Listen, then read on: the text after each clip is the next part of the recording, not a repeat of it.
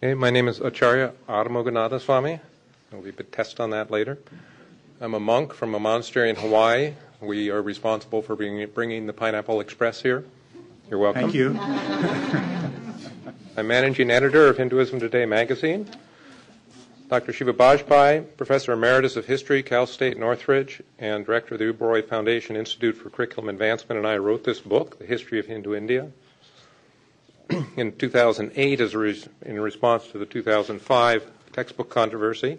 And this year we did a academic paper which analyzes, and this was part of our submissions, the approved California textbooks and the framework which shows the existing account of Hinduism in all the textbooks, wanting an accuracy, authenticity, and sensitivity.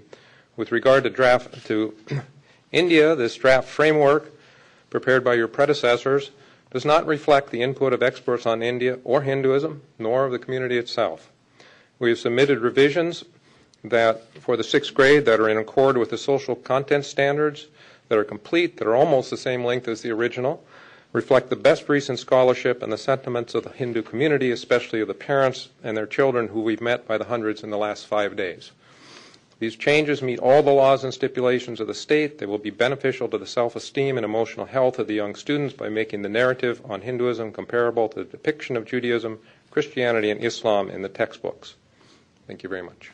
Thank you. Now, do you want to stand up, Dr. Bajpai? Yeah, Does he want to use? He could use this mic. You want to read it? Yeah. I would say really.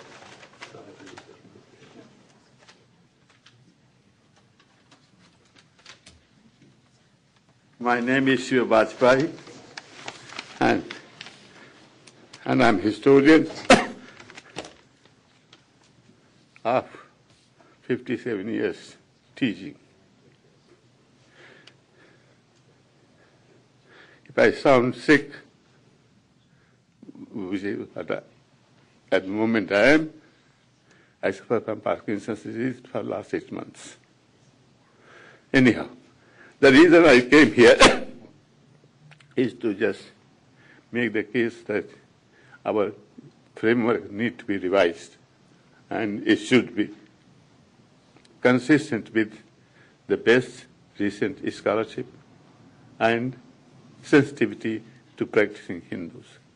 Now, the way we portray Hinduism or teach Hinduism as if it was a relic of the past, it is a living faith. And the social institutions that are part of the Indian society are also having evolving over time. They are not static, they never were. But nobody has read those texts. I have in the last 57 years. The reason that these boys are complaining is because a living faith, a dynamic faith, is being taught as a stereotype.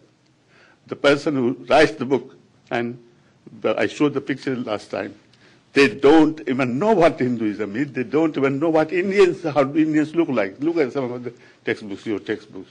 So the problem is not that there is not enough material, but the person who writes it, they don't know about India. They don't know about Hinduism.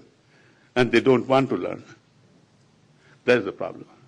I hate to be so accusative from the podium about them because they think that they are very sincere. But unfortunately, that's the case. Time. So I will urge that the Commission this time will pay more attention to the framework than was possible in the past. Thank you much. Thank you.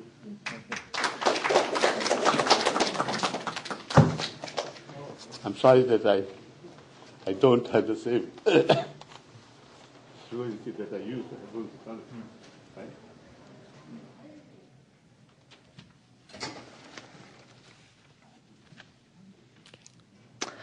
Hello, I'm Sadhaka Jayanatha, assistant editor of Hinduism Today, based out of our monastery in Kuwait. In the past week, I've been meeting with hundreds of California Hindu parents and students. It reinforced the need to explain these few basic points about Hinduism, most of which are absent in the current narrative. By 600 BCE, the social, religious, and philosophical ideas and practices central to early Hinduism are fully evident and in continuity with the Harappan culture and the teachings and ceremonial worship of the Vedas. Hindu scriptures, including the Vedas, Hindu scriptures include the Vedas, Ramayana, Mahabharata, Bhagavad Gita, Puranas, and Agamas.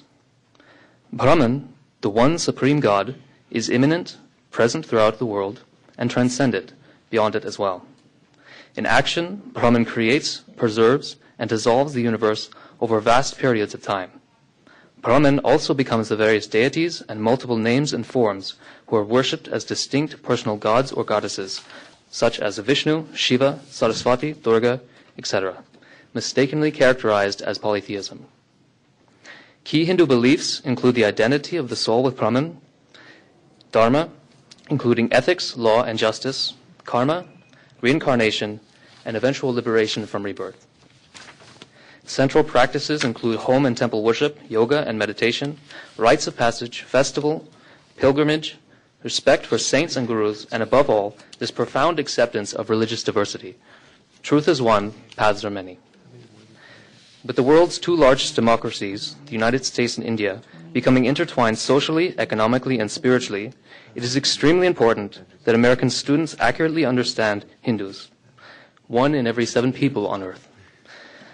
I endorse this adoption of the narrative revision given by Dr. Shiva Bajpai and Acharya R. Mukunatha Swami and the Ubroi Foundation. Thank you. Thank you. Good morning. I am Dr. Nalini Rao, Professor of World Art in Soka University of America. As an historian and archaeologist, I would like to bring to the notice of the Commission and the Board the outdated and inaccurate theory about the roots of Hindu civilization, particularly about the Aryan invasion theory, based on an outdated secondary literature and colonial interpretation. The whole reason was because Max Muller came here and found affinities between the Sanskrit language and Latin, and he also found certain skeletons in the excavations. However, 50 years of research has shown that there was no invasion at all. I have recently brought out a 1,000-page edited volume on the Sindhu-Saraswati civilization and held an international conference on this topic, where eminent historians such as Ken Oyer, Bish, Schaffer, Konrad Elst, and others have repeatedly proved that this was an indigenous civilization which celebrated pluralism, multi-ethnicity, and philosophical learning. Archaeological evidences are authentic, and their importance for the interpretation of Hindu civilization is of utmost importance for the understanding of students' parents as well as maintaining the integrity of historical truth. In regard to what was said by the Commission this morning regarding engaging the students about the curriculum, about the Hinduism, is that certain changes need to be made. Firstly, it is possible to engage the students with a piece of sculpture such as that of Shiva as Nataraja, where the students can understand larger concepts such as knowledge over ignorance, what is dharma, the 4 aims of life. Secondly, it is possible to make them understand by talking about yoga and what yoga is, the mind over the body, and how the great teachers who come from India and are still coming from India have given the West a very useful tool in order to uplift themselves. Thirdly, I do understand that a concept of mandala can be used to understand the monotheist as a religion. And lastly, veneration for environment can be used by quotes from the Upanishads. I would like to thank the Commission and the Board for their patient hearing. Thank you.